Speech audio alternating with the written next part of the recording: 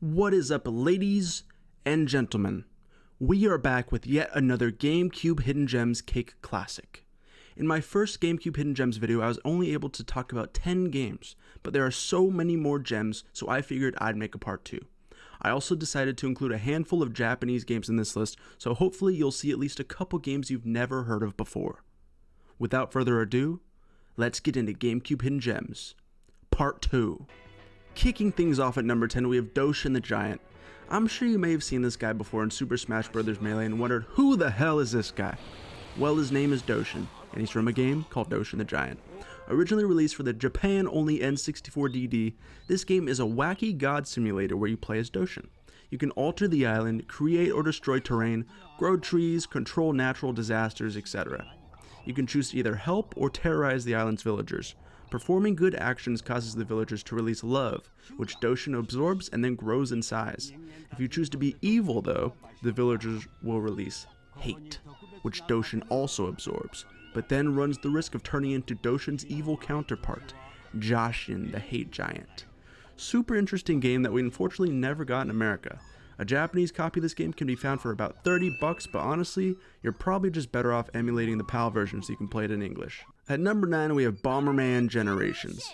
This Bomberman is a bit different from the traditional linear 2D Bomberman game that you're probably used to. This game features 3D worlds where you run around as Bomberman and blow people up. The graphics are nice and colorful and age well thanks to them being cel-shaded. The voice acting is so bad it's charming, and the music is wacky in classic Bomberman fashion. If the story mode in this game isn't your jam though, it's also got the traditional Bomberman battle mode that everyone knows and loves. This game can be found complete in box for about $30, so you really have no excuse not to try it. Coming in at number 8, we have a bit of a weird one. Ultimate Muscle, the Kinukiman Legacy. Wow, they literally made a game about me. Based on the anime and manga Ultimate Muscle, this is a GameCube exclusive wrestling game with a pretty intensive story mode where each character has their own unique storyline. Play as your favorite Ultimate Muscle champion as you punch, slam, and use your special abilities to achieve victory. This is a really fun fighting game, but it's gonna cost you. Complete copies of this game can run you upwards of $170. Taking lucky number 7 spot is none other than Amazing Island. Amazing Island is a unique blend between an RPG and a party game. You customize your monster, then put him to the test in a series of minigames, and surprisingly, the monster customization is actually pretty expansive. I remember making the ugliest little creature known to mankind and laughing my ass off. The graphics also look very good considering the game's age. Not sure why more people don't talk about this one, it's definitely a nice little GameCube hidden gem. To top things off, it's very affordable, sitting at the $30 to $35 complete in-box price point. At number 6 we have Ikoruga. Originally released on the Dreamcast, Ikoruga is a unique shmup developed by the kings of the genre, Treasure. This game has a unique twist though. Your ship can alternate between black and white. When you're white, you're able to absorb white bullets. When you're black, you can absorb black bullets. You use this mechanic to switch back and forth to avoid attacks using your invincibility. This gimmick creates some pretty difficult scenarios, and my little pea brain could barely get past level 3. Definitely a must cop if you're a fan of the shoot 'em up genre. Despite being released a million times, this game still goes for around $125 complete in box. Number 5, Chibi Robo. The beloved series that was viciously and ruthlessly killed and then abandoned by Nintendo. In this game, you control little Chibi Robo, who's just a little guy. He is a birthday present for this little girl, and his job is to make the family happy and run around and do their chores. When I describe it like that, this game sounds really stupid and boring, but trust me, this game rules. The music is amazing, the sound design is spot on, and Chibi Robo is just a plain badass. This is definitely one of those games that you just need to play though. No amount of reading about it can really do it justice. Here's the kicker though. This game goes, drumroll please, for around $250 frickin' dollars. I know, I'm sorry. Time to make a trip to Vim's. At number 4 we have none other than Ribbit King. Frog, golf, froth. Ribbit King is a game about frothing. It is just what it sounds like, golfing with frogs, obviously. This game has an amazing art style and is full of cute and funny characters, goofy but charming voice acting, banger soundtrack, and mindlessly fun frothing gameplay. I enjoyed this even though I freaking hate golf games. Unfortunately, Ribbit King is one of the pricier games on the Cube and can cost anywhere from $200 to $250 depending on if it has the bonus disc or not.